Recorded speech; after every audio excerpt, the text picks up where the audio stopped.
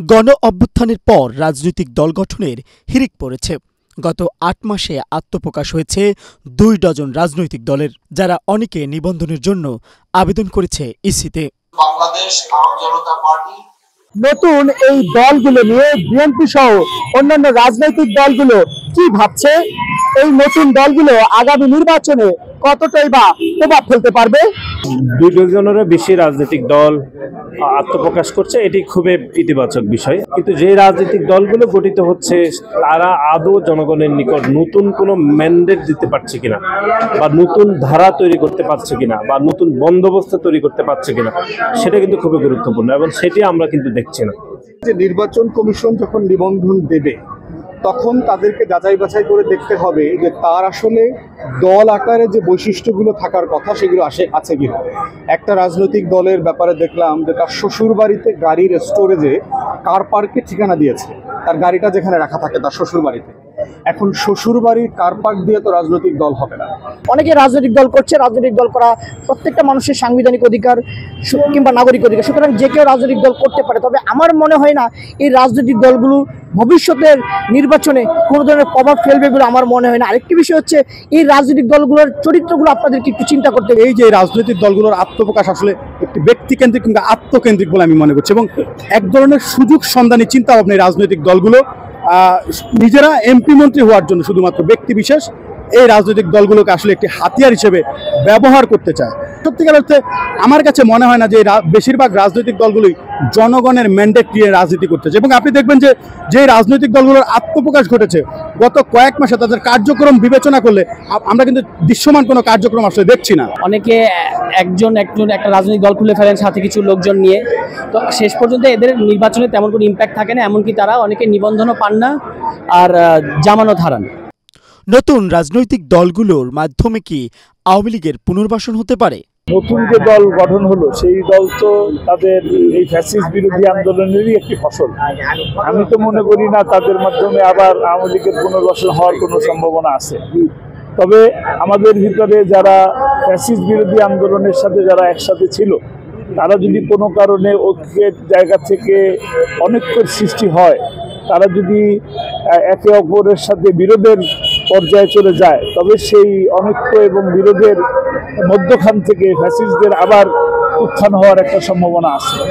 নতুন রাজনৈতিক দলের অন্যতম স্টেক হোল্ডার এখনকার উপদেষ্টা জনাব আসিফের এলাকাতে কিন্তু সেখানে সাধারণ মানুষ কিন্তু অভিযোগ করছে যে জনাব আসিফ এবং আসিফের বাবা এবং তার পরিবার আওয়ামী লীগের পুনর্বাসন করছে, এবং এটি গণমাধ্যমে প্রকাশিত হয়েছে, আমরা সকল গণমাধ্যমে দেখেছি।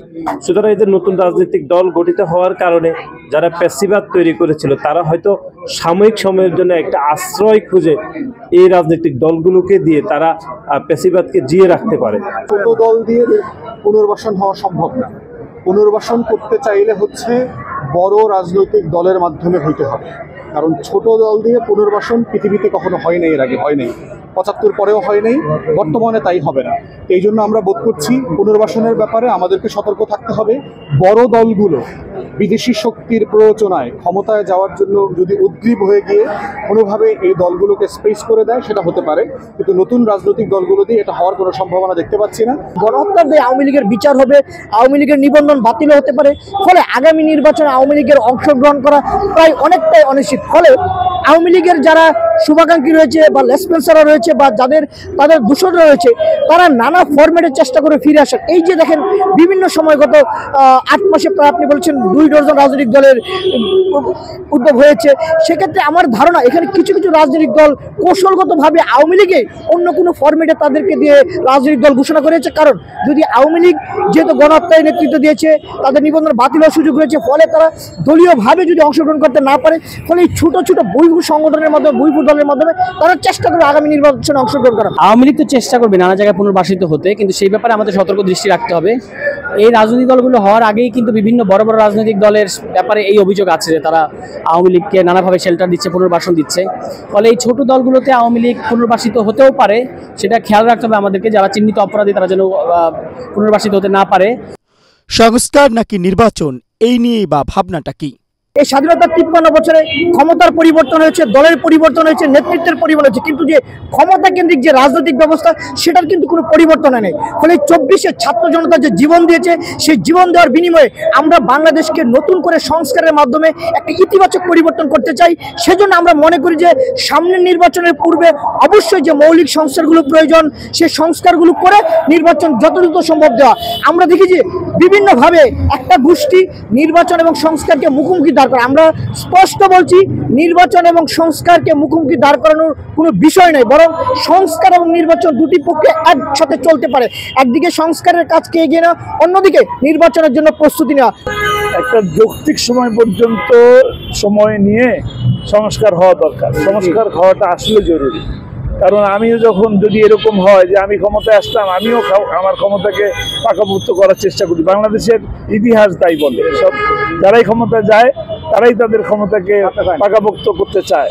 সেই জায়গা থেকে একটি সংস্কার হওয়া দরকার, আর তারপরে নির্বাচন হওয়া দরকার। তবে সংস্কারের জন্য নির্দিষ্ট সময়ও থাকা দরকার। অযৌক্তিকভাবে অনেক সময় নিয়ে কালক্ষেপণ করাটা সঠিক না।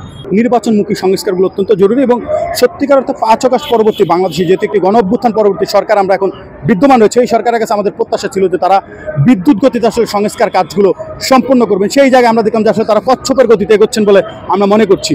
তাদের আসলে যে চিন্তাভাবনা সংস্কার নিয়ে, সংস্কারের তালবাহানা করে নির্বাচনকে একটি দীর্ঘ সূত্রতায় ফেলার একটি প্রক্রিয়া বলে আমরা মনে করছি। তবে এটিও সত্যি কথা যে ডক্টর মোহাম্মদ ইউনূস ছাড়া অন্য কারো অধীনে নির্বাচন হলে সেটি আসলে কতটা গ্রহণযোগ্য হবে এবং মানুষ সেটি কতটা গ্রহণ করবে সে বিষয়ে অনেক প্রশ্ন থেকে যায়। তাই আমরা বলবো যে আসলে একটি যৌক্তিক সময় আমরা এই সরকারকে দিতে চাই।